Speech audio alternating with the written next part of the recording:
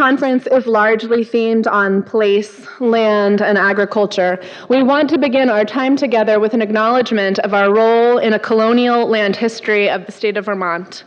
We, the organizers of the NOFA-Vermont Winter Conference, acknowledge the traditional, ancestral, and unceded territory of the Elnu tribe of the Abenaki, Nulhegan Band of the Cusuk Abenaki Nation of the Missisquoi, and the Cusack Traditional Band of the Coos Abenaki Nation, on whose land we are learning, working, and organizing here today.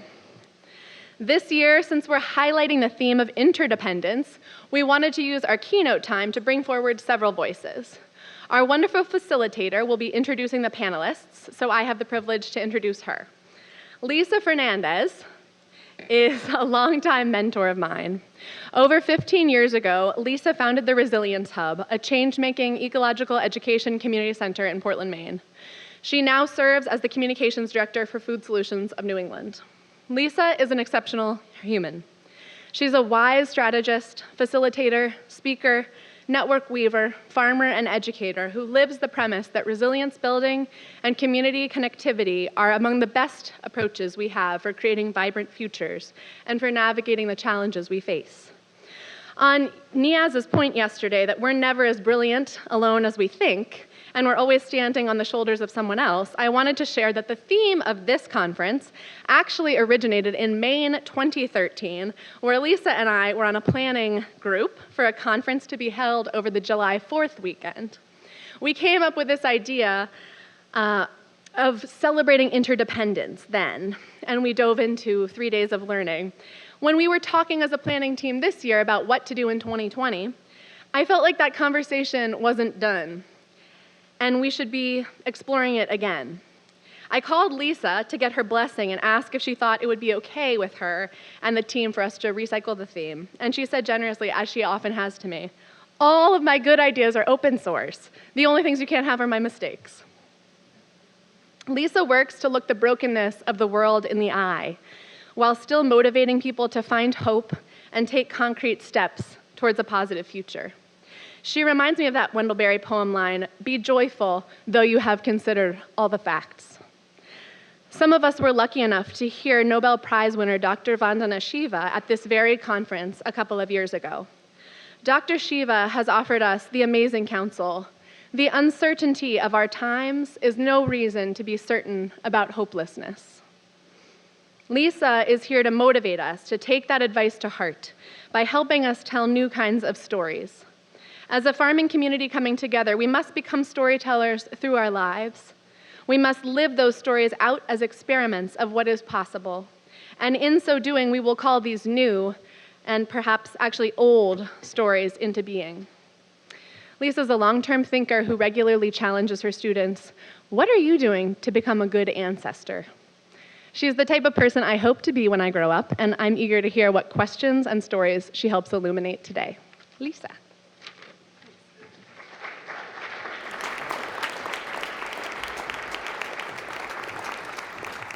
Wow, thank you so much, and thanks for inviting the idea for this panel. I also want to express gratitude to the staff and organizers. The work that goes into this event is enormous, and just want to make sure everyone hears that it's fully seen and appreciated, so thank you so much. I also want to extend some gratitude to the ones who are not here with us in the present time back at home or in the past that made it possible for us to be here now doing the work that we're doing. I'd like to start by saying a few words about my work at Food Solutions New England before I introduce our panelists and have some great conversation that I hope will inspire you and carry you into the lunch hour. Some of you are already familiar with Food Solutions New England. I also see a number of our network team members and network participants in the room, and that's exciting to see. It's a 6-state network made up of people and organizations that have a variety of approaches, a variety of strategies, a variety of ways of affecting positive change in the world. One of the things that ties this group together is a commitment to a set of values. And those values have to do with democratic empowerment, really democratizing our food system, racial equity at the core, and dignity for all, sustainability in all its forms, that could be ecological, economic, cultural, and the value of trust, which really speaks to this idea of connectivity and being in this together and valuing the work of weaving or reweaving relationships that we need with each other and the non-human world in order to create the world that we need for the future. Those values actually matter a lot for the discussion we're going to have today about narrative and story. Some of the expressions of FS&E's work in support of this that you may have seen have to do with things like the New England Food Vision, which was published in 2014. Some of you are familiar with that. It's due for an update, but it is one expression of looking at what's possible for our region to be able to feed itself more robustly than it does today. And there are a few scenarios in there. You may also be familiar with the 21-day Racial Equity Habit Building Challenge. Has anyone ever participated in that? Show of hands if you have, right? So we're entering our 6th year. It starts on March 30th. And it started with a few hundred people in New England sort of learning together and really figuring out how we could bring racial justice and equity into our work. It evolves, as it should, but certainly sign up for that if you are able to this year. The other thing that you might be familiar with is the New England Food Summits, which happened for 6 years in a row, and they're coming back this summer in July at the UNH campus. So if you are interested in connecting regionally, take a look at New England Food Summit. There are a number of other activities that our network members partake in, and we share ideas and inspiration with one another on a regular basis. And I will say that the topic for today came out of a realization a number of years ago that the Food Solutions New England Network team had around the idea of narrative and framing, and that needed more attention, more shared learning about what it is, and how we use that to be more successful at trying to create the food system that we all believe is possible. By narrative and framing, I don't mean just getting better at communications. I'm talking more about the stories we tell, the stories we choose to tell, the stories we make space for, how we tell them, how they resonate with people, their worldviews, their values, or not. And we thought, this is something we need to get better at together. Why is that? There's a lot of reasons, but part of it has to do with the fact that there are some really strong, dominant food system narratives out there that have a lot of power. Sometimes people call these shared cultural models, if you're into the social science behind all of this. But these dominant narratives, and I won't go down the rabbit hole of what those all are right now, tend to propagate and prop up stories and worldviews, and therefore actions that do not serve the type of food system we're trying to create, that have those values of justice and equity and sustainability built in. In fact, they do just the opposite. The efforts behind those dominant narratives, as you've heard from others throughout this weekend, and no doubt think about from time to time in your own life, are quite well-resourced, and in many cases, well-coordinated. But the bottom line is they contribute to creating and reinforcing these worldviews that serve the interests of those behind them.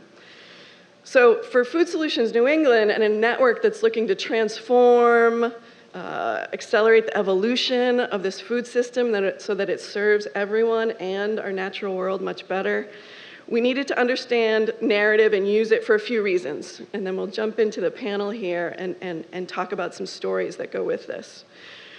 We wanted to expand the circle of who even sees themselves as part of this work of transforming the food system. Expand the circle of who even knows what a food system is and that it can be changed. So that's like a very basic narrative transition and reframing in our region that we'd like to see happen. We also feel like good narrative and framing skills and tools will help a lot more people in this network, in this room, connect with folks like elected officials, policymakers, agencies, whose actions have a real impact on our ability to do the work on the ground, that create the conditions for thriving farms, fisheries, food businesses, or not. And so we know that we need better leverage in those places, and narrative-informed communications can help us do that. Finally, how do we use narrative to make the invisible stories visible, stories of justice, equity, progress, liberation, to support all people, and take what sometimes feels like a disconnected set of agricultural, fisheries, and food systems efforts and move them from a loose network to a movement that has momentum for this decade ahead, this pivotal decade in which climate chaos will continue to demonstrate its power. It's a non-negotiable partner in this operation, and so how can we continue to expand our circle of people who are involved? So when we talk about narrative and framing, please know that I'm not talking about trying to convince people that our ideas are better than their ideas, or have them change their minds because they're doing wrong thinking. But it's because we have an interest in learning how to deeply understand and honor the worldviews and values that live in our communities so that we can truly, truly create the food system work, the agricultural efforts, the fisheries efforts that people see and are compelled to get involved with because it already resonates with something about who they are. So there's a deep honoring, and there's not using these tools for manipulative or nefarious purposes. That's already happening in other places in the world, and that's not what this is about. Last thing, we are talking about culture change. We are talking about changing the story. Telling better stories, telling stories better. And culture change can be, in many ways, a multi-generational project. And it's true that many of the fruits of our work in this room will not be seen by us in our lifetimes. And we need to commit to the fact that that's okay. Although, in fairness, a few political wins this year would be fantastic. And it's hard to acknowledge that. This is long-term work. And especially in these times of urgency. So I encourage you to think about the long game, how we use our voices, how we get out of the way for other voices to take center and tell the stories in a different way that need to be told so that people are excited to join in this work of transforming our food system. So today we have the luxury to take a little bit of time to hear from some folks who are already doing this work. They're already weaving the threads of the food system that's possible. Some of these are new threads, some of them are traditional, some of them are revived from past times, and some of them are in the imaginary. If there's one resource we have in unlimited quantity, it's our creativity and our imagination. So we need to remove the obstacles that prevent that superpower that we have from really manifesting in the food system that we're trying to build. So I'm going to ask each person to tell us a little bit about their work to get us going, but just to let you know, and you've maybe seen this in your program, we are just really blessed to have MARIAH GLADSTONE, Cherokee and Blackfeet, who developed IndigiKitchen, online cooking platform, great videos, if you haven't seen those already, to revitalize and reimagine native foods. Our friends John and Nancy Hayden, who own and operate the Farm Between in Jeffersonville and authors of Farming on the Wild Side. And we are blessed again, Hillary Martin, among many things, has been the co-owner of Digger's Mirth Collective Farms since 2002. And Julie WOLCOTT farms organically with her partner Stephen McCausland and family in Fairfield, where until recently milked 40 cows before arriving at their new configuration, which we'll hear a little bit about. So to get us started, I'm posing the following question, and we'll kind of go down the row. And if you could each take 3 or 4 minutes with this question. Tell us a little bit about how your work is helping to tell the story of something that is possible for our food future. How is it creating or recreating an aspect of the food system that we need much more of? So we'll start with MARIAH. Okay, niistä tänne kun amahkeesta wahkaaki nopahtuu tuusitsi tapiksakum. Hello, my name is MARIAH Gladstone, and I am Blackfeet from Montana. I'm lucky I'm also in graduate school in Syracuse, New York, so relatively in the area, and it's great to be here. My work actually centers around running a YouTube channel in which I reteach information about traditional indigenous foods in an effort to revitalize some of those intentionally displaced foodways. I recognized after graduating from undergraduate and returning back to the reservation, living 40 miles away from a grocery store and coming to terms with what food desert means, and that connection or disconnection from the landscape and how we view where we get food. Food desert is a term used by the government to define geographic area and distance from a store where you can buy food. But it doesn't have anything to do about actual access to food and the ability of people to purchase that food or to obtain that food. And I started thinking about how I can get a salad by walking out the door and looking at the ways that my ancestors obtained foods or grew foods and that knowledge. So part of the work that I've done in order to restore that is make really easily accessible pieces of information, mostly through tasty style cooking videos where people can share and start tagging their friends and family on social media, in order to understand that it is possible to use indigenous ingredients, recognize things that can be grown on the landscape, how to use those things, and in an effort to take back a lot of that knowledge that was very intentionally pushed away. And for my people, you know, it also revolved around one of our main sources of food, Plains bison, being almost eliminated. And that disconnection being connected or being linked to our own genocide. And so part of restoring foodways to me is about restoring indigenous political sovereignty and starting to recover and mend those relationships. Fantastic. Hillary. Woohoo!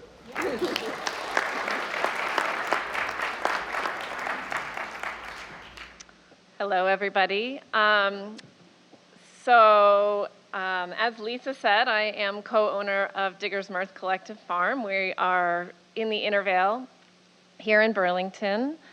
And what we do is really very simple, but it's also at its core a little bit revolutionary in that we have a shared ownership model to our business.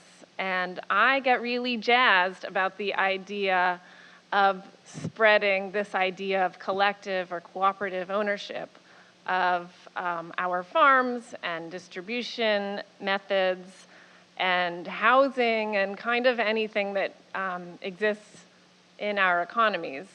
And I think that one of the ways that we can engage in kind of reclaiming our economies and reclaiming our food systems is, well, we have to do it together, right?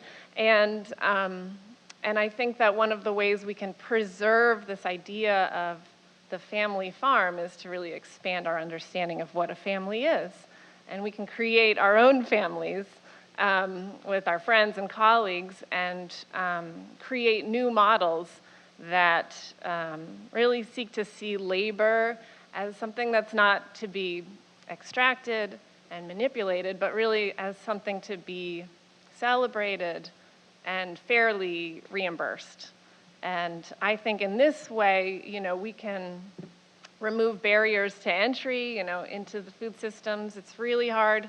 I can't imagine kind of heading out and buying a piece of land and capitalizing a farm and then owning that farm and running it. I don't know how you all do that.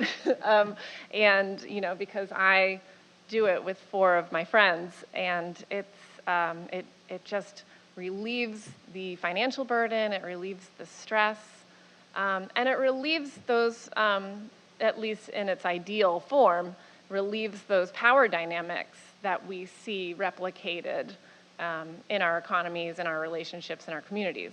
And so it kind of seeks to create a new way of relating to each other, and a new way of having economies.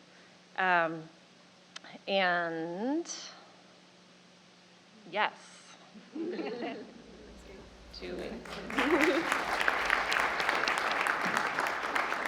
Julie. Hi, my name's Julie WOLCOTT. When Lisa asked about talking about my work, I can't claim that any of my work is really mine, that I have shared my life with my family, with my neighbors, 3 generations of the Tiffany family, the greater community of Fairfield. I mean, it's kind of all our work, and we've worked together for me to come where I am now. My story is we, as a family, moved to Fairfield a number of years ago, probably almost 40. At that time, Fairfield had 40 conventional dairy farms. And we came in as a homestead farm, and we're grass-based. Over time, Fairfield has lost a number of its farms, now has just 7 conventional farms and 10 organic farms. And what I see is the work that we did in our community has impacted, on our farm has impacted the community in many ways. Dairy farming is really visible. You know, cows are out, crops are harvested. It's really easy for people to know what you're doing on your farm because everything is pretty much out in the open. But I think what has happened over time is that the way we have farmed has impacted the way others are farming now. And I guess the real part of my story is that I'm not milking cows anymore, which it's just been a few months, but it's sort of incredible that I feel so good about that because over the course of the last 2.5 years, I have worked with a young couple in their 20s, sharing milking chores, sharing the responsibilities of a small dairy. These folks had never farmed organically before. And over the course of that 2.5 years, we ended up switching roles. They now know how our organic farm works. They have now some equity. Over that period of time, we traded labor for the cows, so that was no outlay of funds for them. And I'm just amazed that it's working well, and I hope that this model maybe could work in recreating more farms of that type, that farms that have lots of land can share that land and work out an equitable arrangement with young, small startup farms, not necessarily dairy, but that there can be a small farm revolution, and our farm numbers will continue to grow, and our rural communities will benefit by more farms on the land. That's my story.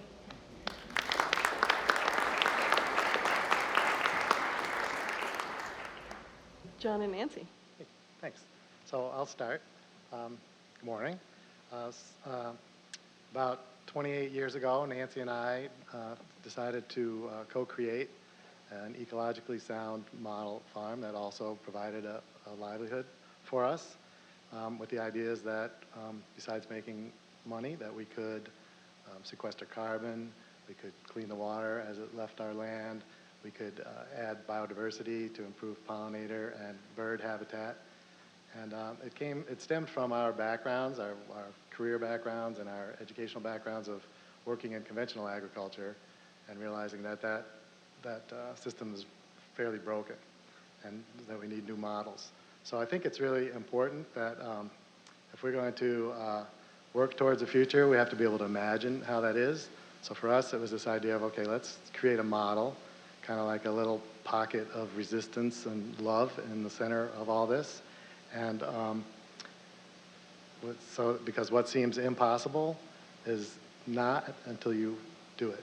So, I mean, it's always that, oh, that seems about right. If we had $1 for every time people told us you couldn't grow organic fruit without pesticides and stuff, and we'd have more money in our bank account. So, yeah, that's just a little background on our farm. You want to turn yours off?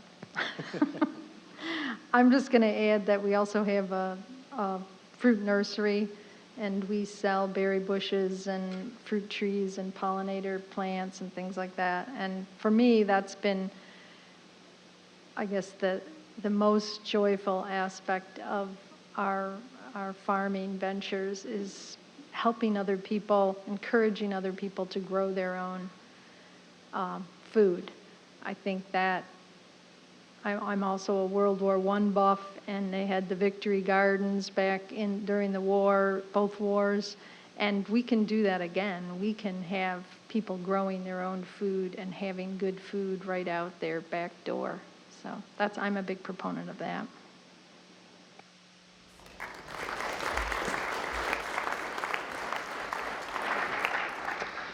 So just the start of some of the stories up here, and I know that many of you in the room are also busy already creating the food future that we all need. Want to dive into another question for the panel, and that is, what do you think are some of the underlying values that exist in the communities that you work in or where you live that we could really appeal to if we seek to expand the circle of folks who are interested in being involved in this work, transforming our food system? And maybe another way to think about that is, we probably don't have everything in common with everybody, but what are some of the common underlying values that represent an opportunity to build some bridges for us in our work? So think about the values that your work resonates with or what you think is there.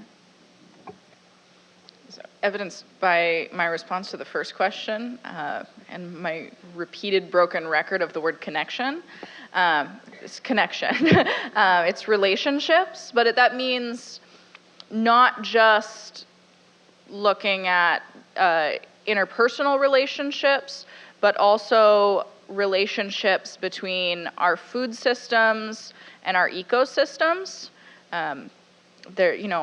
In the U.S. and at a federal level, our work in food policy is very separate from the work in environmental policy.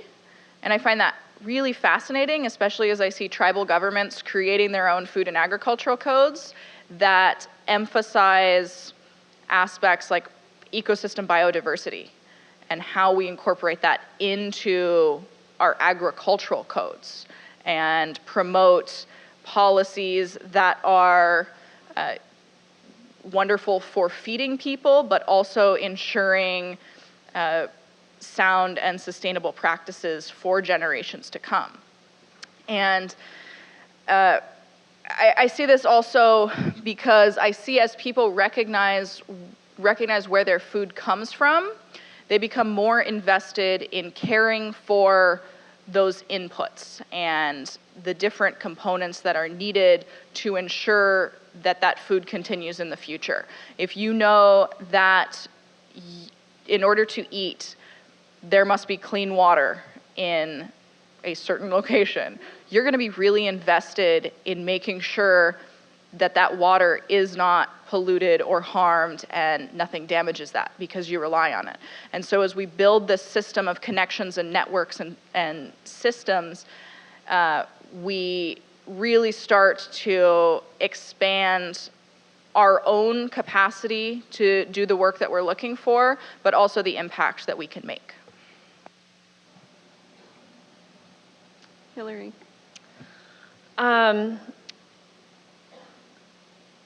Well, I think,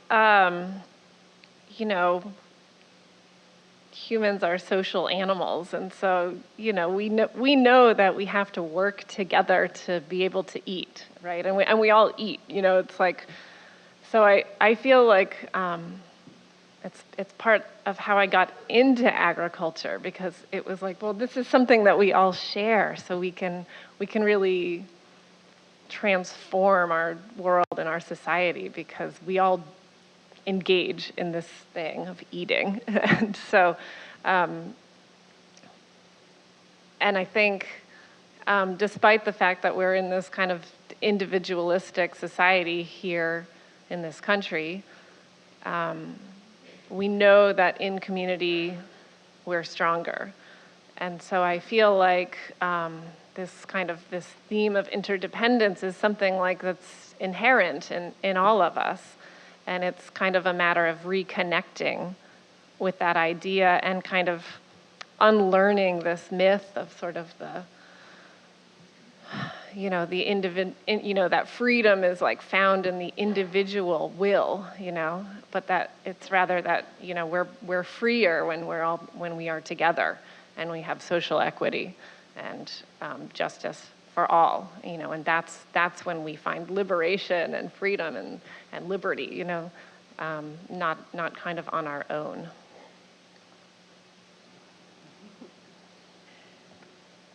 So I maybe will speak literally about community and just speak of the community that I live in northwestern Vermont. And I think the values that exist there are, there is a deep appreciation for the natural world and natural systems. There's also a real appreciation for and respect for the farming traditions that have existed in that part of Vermont.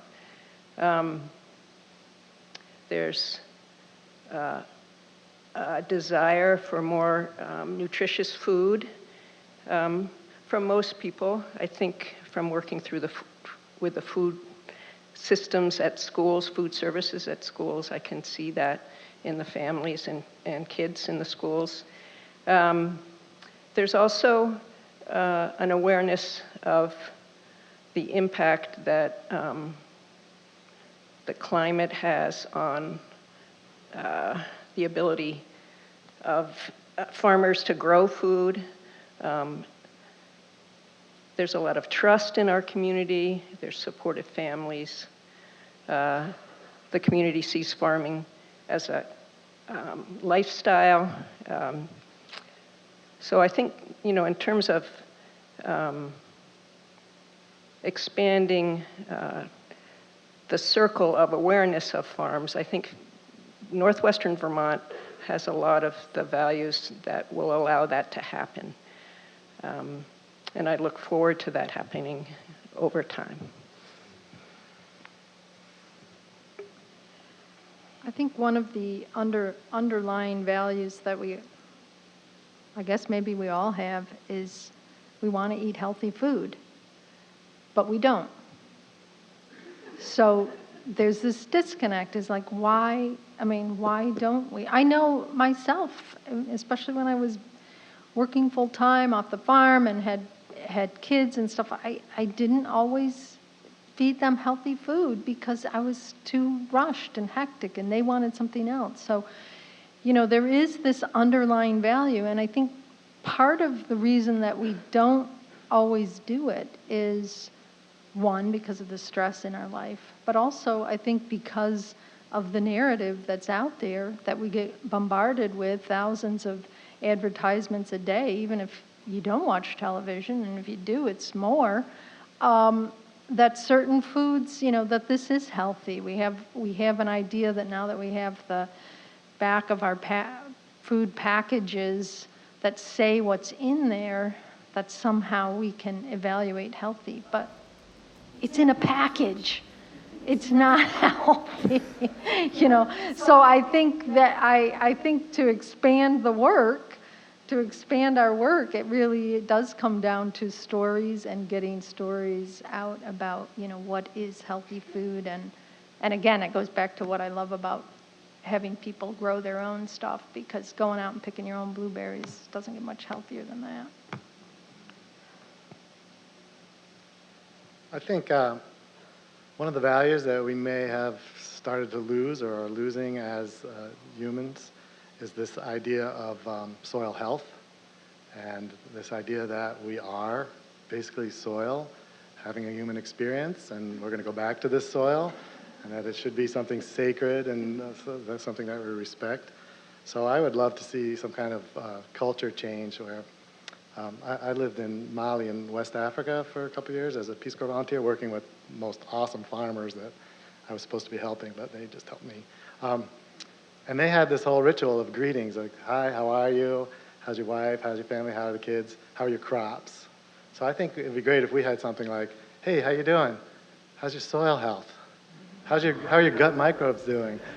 Just like we need to start changing our values by making these things up to the forefront. That's fantastic. Soil having a human experience. I'm not going to walk out of here the same as I came in, that's for sure. I'm hearing some really great examples of different frames and values that can live in tension with one another, especially the idea of, humans as a communitarian social species literally evolved because of our ability to work in collaboration with one another. And one of the dominant stories that comes through even in food system work, which is that it's all down to the individual and individual choices. And if you don't eat healthy, or if you are hungry, or if you're poor, it's your fault as an individual. This is very much a story. And I think it behooves us, as we think more about this, behooves us to interrogate who benefits from these types of narratives. And in fairness, we were raised with many of these, and we often carry conflicting narratives even within our own selves. So just starting to recognize that is a big part of this work. One more question that I'd like to pose to the panelists to kind of open up our imaginary thinking a little bit. And I put myself in the camp of people, and maybe we're a small camp, who see things like imagination and fiction and even science fiction as a potential form of activism. Imagining the future, going out and scouting for what's possible, and coming back to the now, and reverse engineering, like with each other, what it's going to take to get there is one of the ways I'm thinking about this question. So bear with me, suspend disbelief for just a moment, and I'd like to ask the panelists, and maybe even you can think on this yourselves, imagine for a moment that some of the great-grandchildren existing in the year 2100 were to get in touch with you and let you know that they are healthy, well-fed, warm, and safe in their communities. And they appreciate all that you did to sow the seeds for that to be so. What is one thing that you would be most proud of having done in this lifetime, whether you've done it already or not, that you would tell them? What is something that you could say? Is this like a seance type of deal? Oh yeah, we're going there. No, I think there are a lot of things that I imagine when I envision a future and the future that I'm trying to create, even just running a cooking show that I produce in my kitchen. But it has to do with everything from deconstructing, or I guess expanding the definition of how we view farming. I come from two nations, Cherokee Nation, now in Oklahoma, and Blackfeet Nation, which was traditionally considered a hunter-gatherer community. But I think that that's starting to be recognized as another type of farming and cultivation. How we manage the landscape in order to ensure that plants can regenerate. Blackfeet burned the landscape, right, which was essential for breaking the seed coats of prairie turnips, which are really important foods, and berries, and revitalizing the prairies and ecosystems, and burning out underbrush from the forest so that we could ensure wild game could move. These were all very intentional parts of managing our food ecosystems.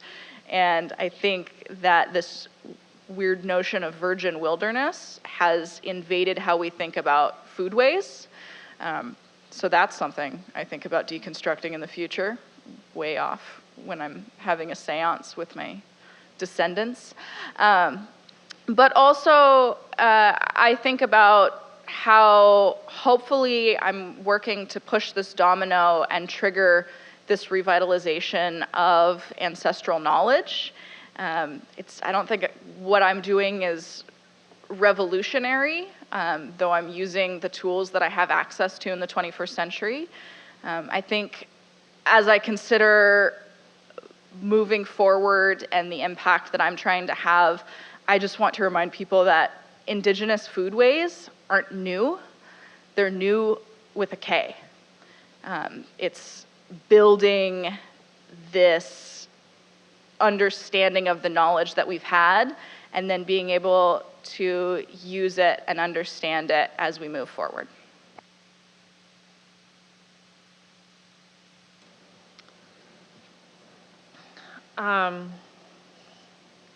Well, when I envision, I guess, the future that I'm working for, I feel like I need to work a lot harder.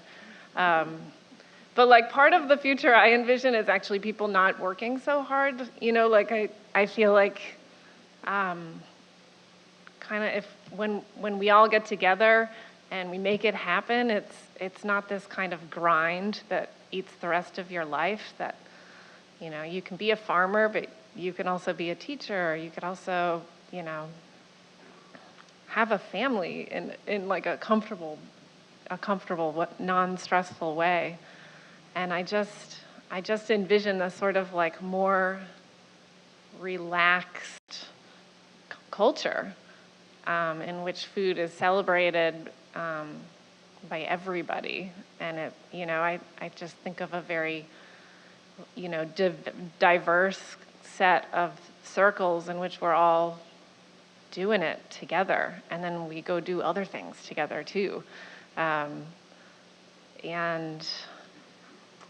you know, I do feel like we can get there. And it's just kind of a matter of setting our goals together.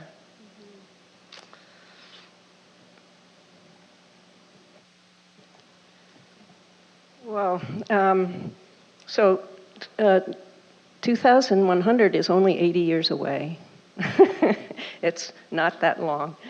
I think of some of the buildings that we still use on our farm that were built, you know, 160 years ago.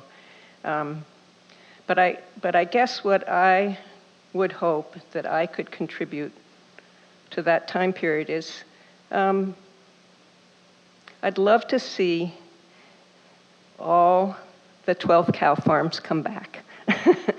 You know, the landscape was dotted with family farms, you know, particularly in Fairfield, you know, where each 20, 50 acres had a small farm.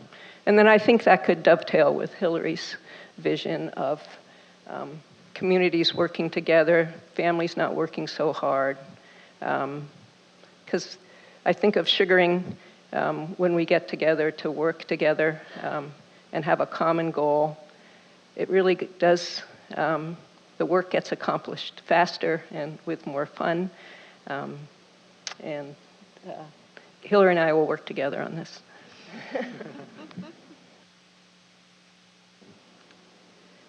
So we read the question wrong. Um, and we thought it said, what would your great-grandchildren come back and tell you, right? So that's what they're proud that you did, right?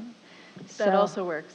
Now I'm, so dear great-great-great-granny, I'm so proud that you planted the perennial polyculture orchard out in the back pasture, and that now it is a community resource and people come there and celebrate and sing to the apple trees in the winter and pick apples in the fall, and also for those great black walnuts that you planted that you never got to see full grown. We've been sustainably harvesting those, and those are really great. So that's my. And I just said this is too juicy and fun fantasy not to just run with it. So same thing. This is great grandchildren talking back to Nancy and I and saying, hey, your book is in its 50th printing, and it's a it's a New York Times universal bestseller, and it's been translated into Romulan and Vulcan also. So that's really what I'd like to see. But on a more serious note, I would like them to tell us that thank you for teaching your own children, what would they be, our grandparents, to love the insects.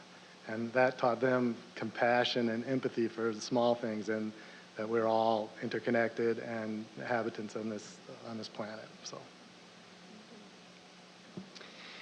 I want to honor these contributions today and appreciate the thinking that everyone put into these, and also honor the clock a little bit and your time, and knowing that many of you are probably eager for lunch.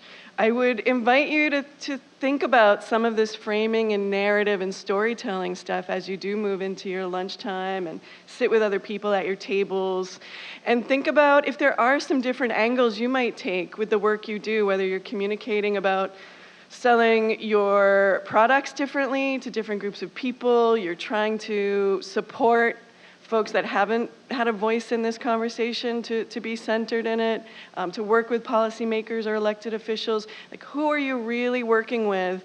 And I really encourage you to get to know them as deeply and authentically as you can, and understand the values and stories that motivate them, so that you can better connect and create the trust relationships and connectivity we all need to do the hard work, to get beyond the easy work, and to dig in and really create a food system, an agricultural system, a fisheries system that will work for everyone all the way down through the great-great-grandchildren and beyond.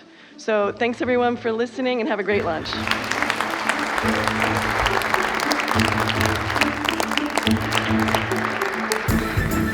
Thank you so much for that.